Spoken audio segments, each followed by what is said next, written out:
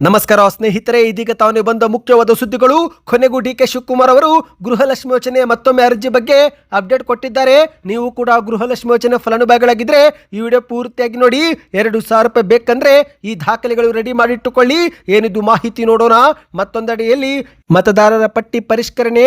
ಕರ್ನಾಟಕ ಒಂದರಲ್ಲೇ 1 ಕೋಟಿಗೂ ಅಧಿಕ ಮತ ಔಟ್. ಬೆಂಗಳೂರಾದ್ಯಂತ ಬಿಜೆಪಿಗರ ಕ್ಷೇತ್ರದಲ್ಲೇ 27 ಲಕ್ಷ ಮತ ಔಟ್ ಆಗಿವೆ. ಹೆಸರು ಡಿಲೀಟ್ ಮಾಡಲಾಗಿದ್ದು ಪಟ್ಟಿಯು ಕೂಡ ಬಿಡುಗಡೆ ಮಾಡಲಾಗಿದೆ. ನಿಮ್ಮ ಹೆಸರು ಇದೆಯಾ ಅದು ಕೂಡ ಚೆಕ್ ಮಾಡೋಣ ಸ್ನೇಹಿತರೆ. ಮತ್ತೊಂದೆಡೆಯಲ್ಲಿ ಎಲ್ಲ ರೈತರಿಗೆ PM ಕಿಸಾನ್ ಸಮ್ಮಾನ್ ನಿಧಿ ಯೋಜನೆಯ ಮುಖ್ಯವಾದ ಸೂಚನೆ. ಮುಂದಿನ ತಿಂಗಳು 2,000 ರೂಪಾಯಿ ಬಿಡುಗಡೆ. 24ನೇ ಕಂತಿನ ಹಣ ಪಡೆದುಕೊಳ್ಳುವ ಮೊದಲು ರೈತರು ಈ ಒಂದು ಕೆಲಸ ಮಾಡಬೇಕು. ಮತ್ತೊಂದೆಡೆಯಲ್ಲಿ ಪ್ರತಿ BPL ಕುಟುಂಬದ ಸದಸ್ಯನಿಗೆ ಇನ್ನು ಮುಂದೆ 5 ಕೆಜಿ ಅಕ್ಕಿ ಬದಲಿಗೆ 7 ಕೆಜಿ ಅಕ್ಕಿ. ಮತ್ತೊಂದು ಹೊಸ ತಿದ್ದುಪಡಿ ತರಲು ಮುಂದಾದ ಸರ್ಕಾರ. ನೀವು ಕೂಡ APL ಅಥವಾ BPL ಪಡಿತರ ಚೀಟಿ ಹೊಂದಿದ್ರೆ ವಿಡಿಯೋ ಪೂರ್ತಿಯಾಗಿ ನೋಡಿ ಸ್ನೇಹಿತರೆ. ಮತ್ತೊಂದಡಿಯಲ್ಲಿ 2028ರ ಚುನಾವಣೆ ಹೇಗೆ ಎದುರಿಸಬೇಕು ಎನ್ನುವುದು ನನಗೆ ಗೊತ್ತಿದೆ. ನಾನು ಫುಟ್ಬಾಲ್ ಆಡುವನಲ್ಲ, ಚೆಸ್ ಆಡುವನು ಎಂದು CM DK ಶಿವಕುಮಾರ್ ಅವರು ಹೇಳಿಕೆ ಕೊಟ್ಟಿದ್ದಾರೆ. ಎಲ್ಲ ಸುದ್ದಿಗಳನ್ನು ಡೀಟೇಲ್ ಆಗಿ ನೋಡೋಣ. ಅದಕ್ಕೂ ಮೊದಲು ನೀವು ಸುದ್ದಿ 9 ಯೂಟ್ಯೂಬ್ ಚಾನೆಲ್ಗೆ ಮೊದಲು ಬಾರಿ ಭೇಟಿ ನೀಡುತ್ತಿದ್ರೆ ದಯವಿಟ್ಟು ಸಬ್ಸ್ಕ್ರೈಬ್ ಆಗಿ ಪಕ್ಕದಲ್ಲಿ ಕಾಣಿಸುವ ಗಂಟೆ ಕೂಡ ಒತ್ತಿದ್ರೆ ಕರ್ನಾಟಕದ ಮಾಹಿತಿಗಳು ನಿಮಗೆ ಮೊದಲು ಸಿಗುತ್ತವೆ. ವಿಡಿಯೋಗೆ ನೀವು ಲೈಕ್ ಮಾಡಿ ಮತ್ತು ವಿಡಿಯೋ ಕೊನೆವರೆಗೂ ನೋಡಿ. ಬನ್ನಿ ಸ್ನೇಹಿತರೆ, ಎಲ್ಲ ಮಾಹಿತಿಗಳನ್ನು ಡೀಟೇಲ್ ಆಗಿ ನೋಡೋಣ. ರಾಜ್ಯ ಸರ್ಕಾರದ ಪಂಚ ಗ್ಯಾರಂಟಿ ಯೋಜನೆಗಳಲ್ಲಿ ಒಂದಾದ ಗೃಹಲಕ್ಷ್ಮಿ ಯೋಜನೆ ಕುರಿತಂತೆ ಮುಖ್ಯಮಂತ್ರಿ DK ಶಿವಕುಮಾರ್ ಅವರು ಇಂದು ವಿಧಾನ ಪರಿಷತ್ನಲ್ಲಿ ಪ್ರಮುಖ ಮಾಹಿತಿಯೊಂದು ಹಂಚಿಕೊಂಡಿದ್ದಾರೆ. ಹೌದು, ಗೃಹಲಕ್ಷ್ಮಿ ಯೋಜನೆಯ ಅರ್ಹ ಫಲಾನುಭವಿಗಳನ್ನು ಗುರುತಿಸುವ ಸಲುವಾಗಿ ಶೀಘ್ರದಲ್ಲೇ ಮರುಪರಿಶೀಲನೆ ಪ್ರಕ್ರಿಯೆ ತೆಗೆದುಕೊಳ್ಳುತ್ತೇವೆ ಎಂದು DK ಶಿವಕುಮಾರ್ ಅವರು ಸ್ಪಷ್ಟಪಡಿಸಿದ್ದಾರೆ. ಅಷ್ಟು ಮಾತ್ರ ಅಲ್ಲದೆ ಈ ಒಂದು ಗ್ಯಾರಂಟಿ ಯೋಜನೆಗಳಿಗಾಗಿ ಸರ್ಕಾರ ಇದುವರೆಗೆ ಕೋಟ್ಯಾಂತರ ರೂಪಾಯಿ ವೆಚ್ಚ ಮಾಡಿದ್ದು, ಈ ಒಂದು ಹಣ ಏನಾದರೂ ದುರ್ಬಳಕೆ ಆಗಿದ್ರೆ, ಮೃತಪಟ್ಟ ಫಲಾನುಭವಿಗಳಿಗೆ ಜಮಾ ಆಗಿದ್ರೆ ಆ ಒಂದು ಹಣವನ್ನು ಕೂಡ ವಾಪಸ್ ಪಡೆದುಕೊಳ್ಳಲಾಗುವುದು ಎಂದು DK ಶಿವಕುಮಾರ್ ಅವರು ತಿಳಿಸಿದ್ದಾರೆ. ಹೌದು, ಇತ್ತೀಚೆಗೆ ಗ್ಯಾರಂಟಿ ಯೋಜನೆಗಳ ಅನುಷ್ಠಾನ ಪ್ರಾಧಿಕಾರದ ಉಪಾಧ್ಯಕ್ಷರಾಗಿರುವ ದಿನೇಶ್ ಗೂಳಿಗೋಡ್ ಅವರು ವಿಧಾನ ಪರಿಷತ್ನಲ್ಲಿ ಕೇಳಿದಂತ ಪ್ರಶ್ನೆಯೊಂದಕ್ಕೆ ಮುಖ್ಯಮಂತ್ರಿ DK ಶಿವಕುಮಾರ್ ಅವರು ಉತ್ತರಿಸಿದ್ದಾರೆ. ಗೃಹಲಕ್ಷ್ಮಿ ಯೋಜನೆಯ ಅರ್ಹತೆಯನ್ನು ಮರುಪರಿಶೀಲಿಸಲು ಆಧುನಿಕ ತಂತ್ರಜ್ಞಾನ ಬಳಸಿಕೊಳ್ಳಲಾಗುತ್ತಿದೆ.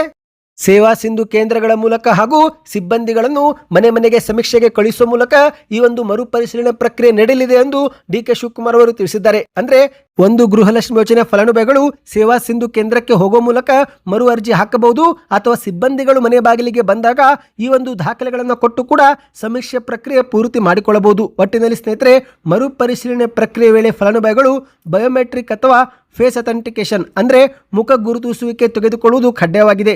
ಈ ಒಂದು ತಾಂತ್ರಿಕ ಪ್ರಕ್ರಿಯೆಗಾಗಿನೇ EDCS ಎಂಬ ಸಂಸ್ಥೆ ಮೂಲಕ ವಿಶೇಷ ಮೊಬೈಲ್ ಅಪ್ಲಿಕೇಶನ್ ಮತ್ತು ವೆಬ್ ಅಪ್ಲಿಕೇಶನ್ ಅಭಿವೃದ್ಧಿಪಡಿಸಲಾಗುತ್ತಿದೆ ಎಂದು CM DK ಶಿವಕುಮಾರ್ ಅವರು ತಿಳಿಸಿದ್ದಾರೆ. ಹೌದು, ಈಗ ಈ ಒಂದು ಅಪ್ಲಿಕೇಶನ್ ಪರಿಶೀಲನೆ ಅಂತಿಮ ಹಂತದಲ್ಲಿದ್ದು ಶೀಘ್ರವೇ ಕಾರ್ಯ ಆರಂಭವಾಗಲಿದೆ ಎಂದು CM ಅವರು ಹೇಳಿದ್ದಾರೆ. ಅರ್ಹರಲ್ಲದವರನ್ನು ಹೊರಗಿಟ್ಟು ನಿಜವಾದ ಅಗತ್ಯವಿರುವ ಪ್ರತಿಯೊಬ್ಬರಿಗೂ ಗೃಹಲಕ್ಷ್ಮಿ ಯೋಜನೆ ಹಣ ತಲುಪುವಂತೆ ಮಾಡುವುದೇ ಈ ಒಂದು ಹೊಸ ವ್ಯವಸ್ಥೆಯ ಮುಖ್ಯ ಉದ್ದೇಶವಾಗಿದೆ ಎಂದು DK ಶಿವಕುಮಾರ್ ಅವರು ತಿಳಿಸಿದ್ದಾರೆ. ನೀವು ಕೂಡ ಗೃಹಲಕ್ಷ್ಮಿ ಯೋಜನೆ ಫಲಾನುಭವಿಗಳಾಗಿದ್ದರೆ ಕಮೆಂಟ್ನಲ್ಲಿ ಗೃಹಲಕ್ಷ್ಮಿ ಎಂದು ಕಮೆಂಟ್ ಮಾಡಿ ಮತ್ತು ನಿಮ್ಮ ಬ್ಯಾಂಕ್ ಖಾತೆಗೆ ಇತ್ತೀಚೆಗೆ 32ನೇ ಕಂತು ಏನು ಬಿಡುಗಡೆ ಮಾಡಲಾಗಿದೆ ಅದು ಜಮಾವಾಯ್ತಾ ಕಮೆಂಟ್ ಮಾಡಿ. ಆಗಸ್ಟ್ ತಿಂಗಳ ಪ್ರಾರಂಭದಲ್ಲೇ ಈ ಒಂದು ಕಂತು ಹಾಕಲಾಗಿದೆ ಎಂದು ಹೇಳಲಾಗ್ತಾ ಇದೆ ಸ್ನೇಹಿತರೆ. ಬನ್ನಿ ಈಗ ಮತ್ತೊಂದು ಮಾಹಿತಿಗೆ ಹೋಗೋಣ. ಚುನಾವಣಾ ಆಯೋಗವು ಮತದಾರರ ಪಟ್ಟಿಯನ್ನು ಮತ್ತೊಮ್ಮೆ ಸಿದ್ಧಪಡಿಸುತ್ತಿದೆ. ಹೌದು, ಅನರ್ಹರು, ಮೃತಪಟ್ಟವರು, ಬೇರೆ ಕಡೆಗೆ ಸ್ಥಳಾಂತರಗೊಂಡವರು ಸೇರಿದಂತೆ ಹಲವರನ್ನ ಹೊರಗಿಟ್ಟು ಭಾರತದಲ್ಲಿ ಇರುವವರಿಗೆ ಮಾತ್ರ ಈ ಒಂದು ಮತದಾರದ ಹಕ್ಕು ನೀಡುವ ಉದ್ದೇಶದಿಂದ SIR ಫಾರ್ಮ್ ಅನ್ನ ಪ್ರತಿಯೊಬ್ಬರಿಗೂ ಕೊಟ್ಟು ಮತ್ತೆ ಮರು ಪಡೆದುಕೊಳ್ಳಲಾಗಿದೆ.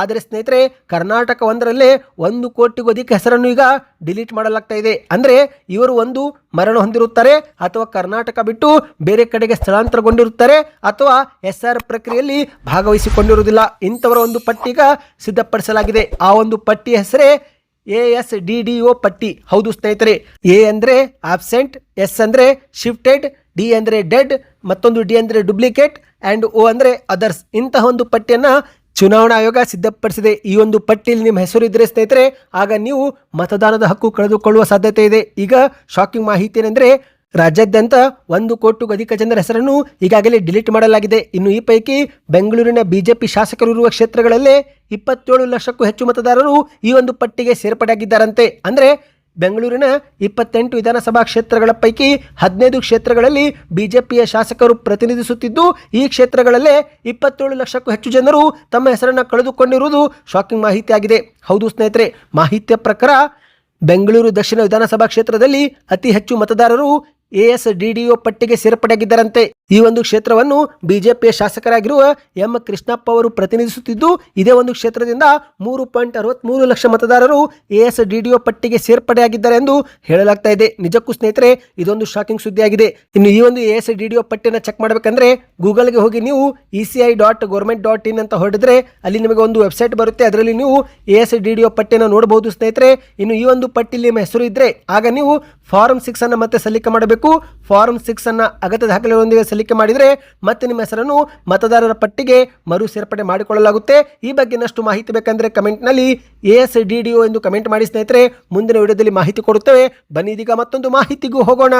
ದೇಶದ ಕೋಟ್ಯಾಂತರ ರೈತರಿಗೆ ಕೇಂದ್ರ ಸರ್ಕಾರ PM ಕಿಸಾನ್ ಸಮ್ಮಾನ್ ನಿಧಿ ಯೋಜನೆ ಮೂಲಕ ವರ್ಷಕ್ಕೆ 6,000 ರೂಪಾಯಿ ಜಮೆ ಮಾಡುತ್ತಿದ್ದು, ಇದುವರೆಗೆ ಒಟ್ಟು 23 ಕಂತುಗಳನ್ನು ಹಾಕಲಾಗಿದೆ. ಇದೀಗ 24ನೇ ಕಂತು ಮುಂದಿನ ತಿಂಗಳು ಬಿಡುಗಡೆ ಆಗುವ ಸಾಧ್ಯತೆ ಇದೆ.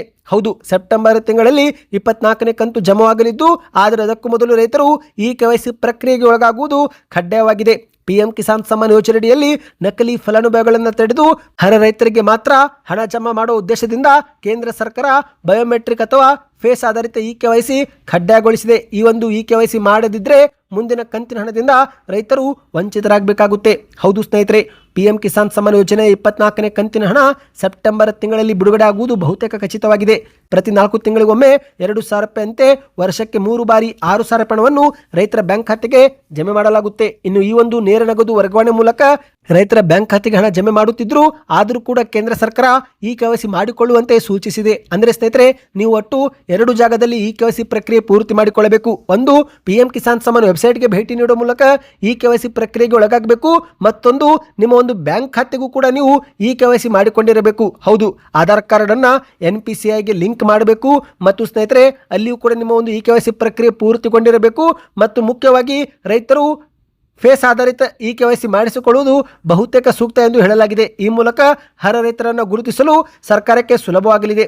ಈ ಒಂದು ಹಿಂದೆ ಆಧಾರ್ ಕಾರ್ಡ್ ಮೂಲಕ OTP ಪಡೆದುಕೊಂಡು KYC ಮಾಡಿಕೊಳ್ಳಲಾಗುತ್ತಿತ್ತು. ಆದರೆ ಸ್ನೇಹಿತರೆ, ಮೃತಪಟ್ಟ ಖಾತೆದಾರರಿಗೂ ಕೂಡ OTP ಬರುತ್ತೆ. ಹಾಗಾಗಿ ಇಂತಹ ಒಂದು ಪ್ರಕರಣಗಳು ಬೆಳಕಿಗೆ ಬಂದಿದ್ದು, ಅದಕ್ಕಾಗಿಯೇ ಸರ್ಕಾರ ಈಗ OTP ಮೆಸೇಜ್ ಬದಲಿಗೆ ಬಯೋಮೆಟ್ರಿಕ್ ಅಥವಾ ಫೇಸ್ ಆಧಾರಿತ KYC ಮಾತ್ರ ಅವಕಾಶ ನೀಡಿ ಈ ಒಂದು ಅರ್ಹ ರೈತರನ್ನು ಗುರುತಿಸುವ ಕೆಲಸಕ್ಕೆ ಕೈ ಹಾಕಿದೆ. ಸ್ನೇಹಿತರೆ, ನೀವೇನಾದರೂ PM ಕಿಸಾನ್ ಸಮ್ಮಾನ್ ಯೋಜನೆ ಫಲಾನುಭವಿಗಳಾಗಿದ್ದರೆ ಹತ್ತಿರದ ರೈತ ಸಂಪರ್ಕ ಕೇಂದ್ರಕ್ಕೆ ಭೇಟಿ ಕೊಟ್ಟು ಹೆಚ್ಚಿನ ಮಾಹಿತಿಯನ್ನು ಪಡೆದುಕೊಳ್ಳಬಹುದು. ಸ್ನೇಹಿತರೆ, ಬನ್ನಿ ಮತ್ತೊಂದು ಮಾಹಿತಿಗೂ ಹೋಗೋಣ. ಇದೀಗ BPL ಮತ್ತು APL ಪಡಿತರ ಚೀಟಿದಾರರಿಗೆ ಮುಖ್ಯವಾದ ಸೂಚನೆ. ಕುಟುಂಬದ ಪ್ರತಿ ಸದಸ್ಯನಿಗೆ 7 kg ಅಕ್ಕಿ ವಿತರಿಸಲು ಕೇಂದ್ರ ಸರ್ಕಾರ ಚಿಂತನೆ ಮಾಡ್ತಾ ಇದೆ. ಹೌದು ಸ್ನೇಹಿತರೆ, ಇಲ್ಲಿಯವರೆಗೆ ಅಂತ್ಯೋದಯ ಅನ್ನ ಯೋಜನೆಯಡಿಯಲ್ಲಿ ಪ್ರತಿ ಕುಟುಂಬಕ್ಕೆ 35 kg ಅಕ್ಕಿ ಕೊಡಲಾಗುತ್ತಿತ್ತು. ಆ ಒಂದು ಕುಟುಂಬದಲ್ಲಿ 2 ಸದಸ್ಯರಿರಲಿ ಅಥವಾ 3 ಸದಸ್ಯರಿರಲಿ ಅಕ್ಕಿ ಮಾತ್ರ 35 kg ಅಕ್ಕಿ ಕೊಡಲಾಗುತ್ತಿತ್ತು.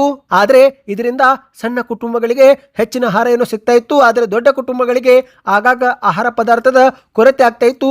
ಇದೇ ಒಂದು ಹಿನ್ನೆಲೆಯಲ್ಲಿ ಈಗ ಕೇಂದ್ರದ ಸರ್ಕಾರ ರಾಷ್ಟ್ರೀಯ ಆಹಾರ ಭದ್ರತಾ ಕಾಯ್ದೆಯಲ್ಲಿ ದೊಡ್ಡ ತಿದ್ದುಪಡಿ ತರಲು ಮುಂದಾಗಿದೆ. ಇನ್ನು ಮುಂದೆ ಪ್ರತಿ ಕುಟುಂಬಕ್ಕೆ 35 kg ಅಕ್ಕಿ ಪಡಿತರ ನೀಡುವ ಬದಲು ಕುಟುಂಬದ ಸದಸ್ಯರ ಅನುಗುಣವಾಗಿ ಪ್ರತಿ ವ್ಯಕ್ತಿಗೆ 7 kg ಅಕ್ಕಿ ಪಡಿತರ ಕೊಡಲು ಕೇಂದ್ರ ಸರ್ಕಾರ ನಿರ್ಧಾರ ಮಾಡಿದೆ. ಅಂದ್ರೆ ಸ್ನೇಹಿತರೆ, ಅಗತ್ಯಕ್ಕೆ ತಕ್ಕಂತೆ ಆಹಾರ ಸಿಗಲಿದೆ. ಸರ್ಕಾರದ ಈ ಒಂದು ಬದಲಾವಣೆ ಶೀಘ್ರದಲ್ಲೇ ಜಾರಿಗೆ ತರುವ ಸಾಧ್ಯತೆ ಇದೆ. ಹೌದು, ಇನ್ನೂ ಕೂಡ ಕಾನೂನು ಪ್ರಕಾರ ಈ ಒಂದು ಯೋಜನೆ ಜಾರಿಗೆ ತಂದಿಲ್ಲ ಸ್ನೇಹಿತರೆ. ಆದರೆ ಸರ್ಕಾರವು ಇತ್ತೀಚೆಗೆ ಸಾರ್ವಜನಿಕರಿಂದ ಸಲಹೆಗಳನ್ನ ಕುರಿತು ಆ ಒಂದು ಸಲಹೆಗಳ ಒಂದು ಲಿಸ್ಟ್ ನಲ್ಲಿ ಇದು ಕೂಡ ಒಂದು ಸೇರಿದೆ. ಪ್ರತಿ ಕುಟುಂಬಕ್ಕೆ 35 kg ಅಕ್ಕಿ ಕೊಡುವ ಬದಲು ಕುಟುಂಬದ ಸದಸ್ಯರ ಅನುಗುಣವಾಗಿಯೇ 7 kg ಅಕ್ಕಿ ಕೊಡುವ ಸಲಹೆ ಅತಿ ಹೆಚ್ಚಾಗಿ ಕಂಡು ಬಂದಿದೆ. ಅದಕ್ಕಾಗಿಯೇ ಕೇಂದ್ರ ಸರ್ಕಾರ ಈ ಒಂದು ಚಿಂತನೆ ಮಾಡ್ತಾ ಇದೆ ಸ್ನೇಹಿತರೆ. ಯಾಕಂದ್ರೆ ಕುಟುಂಬಕ್ಕೆ ನೇರವಾಗಿ 35 kg ಅಕ್ಕಿ ಕೊಟ್ಟರೆ ಅದು ಅಸಮಾನತೆಗೆ ಉಂಟಾಗುತ್ತೆ. ಕೆಲವೊಂದು ಕುಟುಂಬದಲ್ಲಿ 2-3 ಇರ್ತಾರೆ, ಅವರಿಗೆ 35 kg ಅಕ್ಕಿ ಕೊಡುವುದು ಅಗತ್ಯಕ್ಕಿಂತ ಹೆಚ್ಚಿಗೆ ನೀಡಿದಂತಾಗುತ್ತೆ. ಅದರ ಬದಲಿಗೆ 35 kg ಅಕ್ಕಿನೇ ಗರಿಷ್ಠವಾಗಿ ಕೊಡುವುದು, ಆದರೆ ಕುಟುಂಬದಲ್ಲಿ ಎಷ್ಟು ಸದಸ್ಯರಿದ್ದಾರೋ ಅದರ ಅನುಗುಣವಾಗಿ ಕೊಡುವುದು. ಅಂದ್ರೆ ಸ್ನೇಹಿತರೆ, 2 ಇದ್ರೆ 14 kg, 3 ಇದ್ರೆ 21 kg ಅಕ್ಕಿ, 4 ಜನರಿದ್ರೆ 28 kg ಅಕ್ಕಿ, 5 ಜನರಿದ್ರೆ 35 kg ಅಕ್ಕಿ. ಆದರೆ ಸ್ನೇಹಿತರೆ, ಇಲ್ಲಿ ಒಂದು ಟ್ವಿಸ್ಟ್ ಏನಂದ್ರೆ 6 ಜನರಿದ್ರೆ 42 kg ಅಕ್ಕಿ ಕೊಡೋದಿಲ್ಲ, 7 ಸದಸ್ಯರಿದ್ರೆ 49 kg ಅಕ್ಕಿ ಸಿಗುತ್ತೆ ಎಂದಲ್ಲ ಸ್ನೇಹಿತರೆ. ಗರಿಷ್ಠ ಮಿತಿಯನ್ನು ಈಗಲೂ ಕೂಡ 35 kg ಅಕ್ಕಿ ಎಂದೇ ನಿಗದಿಪಡಿಸಲಾಗಿದೆ. 5ಕ್ಕಿಂತ ಹೆಚ್ಚಿನ ಸದಸ್ಯರಿದ್ದರೂ ಕೂಡ 35 kg ಅಕ್ಕಿನೇ ಕೊಡಲಾಗುವುದು. ಇದರಲ್ಲಿ ಯಾವುದೇ ಬದಲಾವಣೆ ಇರುವುದಿಲ್ಲ ಎಂದು ಹೇಳಲಾಗ್ತಾ ಇದೆ. ಈ ಬಗ್ಗೆ ನಿಮ್ಮ ಅನಿಸಿಕೆಯನ್ನು ಕಮೆಂಟ್ ಮಾಡಿ. ಒಟ್ಟಿನಲ್ಲಿ ಕಡಿಮೆ ಸದಸ್ಯರು ಕುಟುಂಬಕ್ಕೆ ಅವರ ಕುಟುಂಬದ ಅನುಗುಣವಾಗಿ ಅಕ್ಕಿ ಕೊಡುವ ಒಂದು ಸಲಹೆ ಕೇಳಿ ಬಂದಿರುವಂತದ್ದು. ಬನ್ನಿ ಮತ್ತೊಂದು ಮಾಹಿತಿಗೆ ಹೋಗೋಣ. 2028ರ ಚುನಾವಣೆ ಹೇಗೆ ಎದುರಿಸಬೇಕು ಎನ್ನುವುದು ನನಗೆ ಗೊತ್ತಿದೆ. ನಾನು ಫುಟ್ಬಾಲ್ ಆಡುವವನಲ್ಲ, ನಾನು ಚೆಸ್ ಆಡುವವನು ಎಂದು ಸಿಎಂ ಡಿ ಕೆ ಶಿವಕುಮಾರ್ ಅವರು ಸದನದಲ್ಲಿ ಹೇಳಿಕೆ ಕೊಟ್ಟಿದ್ದಾರೆ. ಹೌದು ಸ್ನೇಹಿತರೆ, ಪ್ರತಿಯೊಬ್ಬ ವ್ಯಕ್ತಿಗೂ ಹೊಸ ಆಲೋಚನೆಗಳು ಇರುತ್ತವೆ. ಹೊಸ ಆಲೋಚನೆ, ಭರವಸೆ, ನಂಬಿಕೆ ಮೂಲಕವೇ ಜನರ ವಿಶ್ವಾಸ ಗಳಿಸುವುದು ನಮ್ಮ ಕರ್ತವ್ಯವಾಗಿರುತ್ತೆ. ನಮ್ಮ ಶಾಸಕರಾಗಿರಲಿ, ವಿರೋಧ ಪಕ್ಷದ ಶಾಸಕರಾಗಿರಲಿ ಮತ್ತು ನಮ್ಮ ಸಚಿವ ಸಂಪುಟದ ಸದಸ್ಯರಾಗಿರಲಿ, ಎಲ್ಲರನ್ನೂ ವಿಶ್ವಾಸಕ್ಕೆ ಪಡೆದು ರಾಜ್ಯದ ಜನರ ಅಭಿವೃದ್ಧಿಗೆ ಟೀಮ್ ಕರ್ನಾಟಕವಾಗಿ ನಾವು ಕೆಲಸ ಮಾಡಬೇಕು ಎಂದು ಡಿ ಕೆ ಶಿವಕುಮಾರ್ ಅವರು ಕರೆ ಕೊಟ್ಟಿದ್ದಾರೆ. ಹೌದು, ವಿಧಾನಸಭೆಯಲ್ಲಿ ಸಚಿವ ಸಂಪುಟ ಸಹ ಉದ್ಯೋಗಿಗಳ ಸದನಕ್ಕೆ ಪರಿಚಯಿಸಿ ಮಾತನಾಡಿದಂಥ ಡಿ ಕೆ ಶಿವಕುಮಾರ್ ಅವರು ಜೂನ್ 3ರಂದು ನಮ್ಮ ಪಕ್ಷದ ಅಧ್ಯಕ್ಷರಾದ ಮಲ್ಲಿಕಾರ್ಜುನ್ ಖರ್ಗೆ, ಶ್ರೀಮತಿ ಸೋನಿಯಾ ಗಾಂಧಿ, ರಾಹುಲ್ ಗಾಂಧಿ ಮತ್ತು ಕೆ.ಸಿ. ವೇಣುಗೋಪಾಲ್ ಅವರು ಬಂದು 139 ಶಾಸಕರ ಬೆಂಬಲದೊಂದಿಗೆ ನನ್ನನ್ನು ಸಿಎಂ ಸ್ಥಾನದಲ್ಲಿ ಕೂರಿಸಿದ್ದಾರೆ. ಈ ಒಂದು ಹಿಂದೆ ಅನೇಕ ನಾಯಕರು ರಾಜ್ಯದ ಮುಖ್ಯಮಂತ್ರಿಯಾಗಿ ಸೇವೆ ಸಲ್ಲಿಕೆ ಮಾಡಿ ಹೋಗಿದ್ದಾರೆ. ಕಳೆದ 3 ವರ್ಷಗಳಿಂದ ಸಿದ್ದರಾಮಯ್ಯನವರು ಸಿಎಂ ಆಗಿ ಅಧಿಕಾರ ಮಾಡಿದ್ರು. ಆಗ ನಾನು ಡಿಸಿಎಂ ಆಗಿ ಕೆಲಸ ಮಾಡಿದೆ. ಈಗಲೂ ಕೂಡ ಅದೇ ಸರ್ಕಾರವಿದ್ದು ಇದು ಅದರ ಮುಂದುವರೆದ ಭಾಗವಷ್ಟೇ ಎಂದು ಡಿ ಕೆ ಶಿವಕುಮಾರ್ ಅವರು ಹೇಳಿದ್ದಾರೆ. ಪ್ರಜಾಪ್ರಭುತ್ವ ವ್ಯವಸ್ಥೆಯ ಚುನಾವಣೆಯಲ್ಲಿ ಜನರು ವಿವಿಧ ರೀತಿಯಲ್ಲಿ ಏನೇ ತೀರ್ಮಾನ ಮಾಡಿದರೂ ನಾವು ಅದಕ್ಕೆ ಒಪ್ಪಬೇಕು. ಆದರೆ ನನಗೆ ಈಗ ಸಿಕ್ಕಿರುವ ಅವಕಾಶದಲ್ಲಿ 224 ಶಾಸಕರು ನನ್ನ ದೃಷ್ಟಿಯಲ್ಲಿ ಒಂದೇ ಆಗಿರುತ್ತಾರೆ. ನಾನು ಈ ಒಂದು ಸ್ಥಾನದಲ್ಲಿ ಕೂತು ಎಲ್ಲರನ್ನು ಒಟ್ಟಿಗೆ ಕರೆದುಕೊಂಡು ಹೋಗುವುದು ನನ್ನ ಆಸೆಯಾಗಿದೆ ಎಂದು ಡಿ ಕೆ ಶಿವಕುಮಾರ್ ಅವರು ಹೇಳಿದ್ದಾರೆ. ನಮ್ಮ ರಾಜಕಾರಣ ಏನೇ ಇದ್ರೂ ಅದು ರಸ್ತೆಯಲ್ಲಿ, ನನಗೆ ಮಾತ್ರ ಎಲ್ಲರೂ ಕೂಡ ಒಂದೇ. ಹಳೆಯದನ್ನೆಲ್ಲ ಮರೆತು ಹೊಸ ಪಯಣದಲ್ಲಿ ನಾವು ಸಾಗೋಣ. ಇಡೀ ಪ್ರಪಂಚ ಭಾರತವನ್ನು ಬೆಂಗಳೂರು ಮತ್ತು ಕರ್ನಾಟಕ ಮೂಲಕ ನೋಡ್ತಾ ಇದೆ. ನಮ್ಮಲ್ಲಿರುವ ಜ್ಞಾನ, ಪ್ರತಿಭೆ, ಮಾನವ ಸಂಪನ್ಮೂಲ ಮತ್ತು ಪ್ರಕೃತಿ ಸಂಪತ್ತು ಬೇರೆ ಯಾವ ರಾಜ್ಯಗಳಲ್ಲೂ ಕೂಡ ಇಲ್ಲ ಎಂದು ಡಿ ಕೆ ಶಿವಕುಮಾರ್ ಅವರು ಹೇಳಿದ್ದಾರೆ. ಇದೀಗ ಮುಂದಿನ 2028ರ ಚುನಾವಣೆಯೂ ಕೂಡ ಹೇಗೆ ಎದುರಿಸಬೇಕು ಎನ್ನುವುದು ನನಗೆ ಗೊತ್ತಿದೆ. ನಾನು ಫುಟ್ಬಾಲ್ ಆಡುವವನಲ್ಲ, ನಾನು ಚೆಸ್ ಆಡುವವನು. ಜನರ ಸೇವೆ ಮಾಡುವಾಗ ಎಲ್ಲರೂ ಕೂಡ ನಾವು ಒಂದಾಗಿ ಕೆಲಸ ಮಾಡಬೇಕು. ಇಲ್ಲಿ ಯಾರೂ ಕೂಡ ಶಾಶ್ವತವಲ್ಲ. ನಾವು ವಿರೋಧ ಪಕ್ಷಕ್ಕೆ ಹೋಗಬಹುದು, ವಿರೋಧ ಪಕ್ಷದವರು ಇಲ್ಲಿಗೆ ಬರಬಹುದು. ಆದರೆ ನಮ್ಮನ್ನೆಲ್ಲರನ್ನು ಆಯ್ಕೆ ಮಾಡುವುದು ಅಂತಿಮವಾಗಿ ಜನರೇ ಆಗಿರುತ್ತಾರೆ. ಜನರು ಕೂಡ ರಾಜ್ಯದ ಹಿತ ಕಾಪಾಡಲು ಈ ಒಂದು ಕೆಲಸ ಮಾಡ್ತಾರೆ ಎಂದು ಡಿ ಕೆ ಶಿವಕುಮಾರ್ ಅವರು ಹೇಳಿದ್ದಾರೆ. ಸ್ನೇಹಿತರೆ, ಸದ್ಯಕ್ಕೆ ಇಷ್ಟೇ ಇತ್ತು. ಈ ಎಲ್ಲ ಮಾಹಿತಿಗಳು ನಿಮಗೆ ಇಷ್ಟವಾಗಿದ್ದರೆ ಚಾನಲ್ಗೆ ಸಬ್ಸ್ಕ್ರೈಬ್ ಮಾಡಿಕೊಳ್ಳಿ, ವಿಡಿಯೋನ ಲೈಕ್ ಮಾಡ್ತಾ ಶೇರ್ ಮಾಡಿ.